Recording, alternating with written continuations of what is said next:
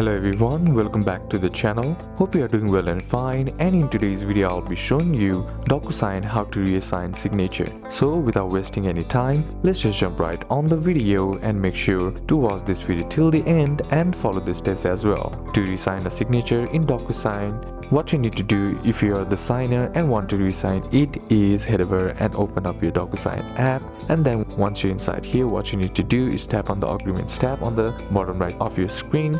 Then once you're here, what you need to do is in the upper right you'll find an option that says Other Actions.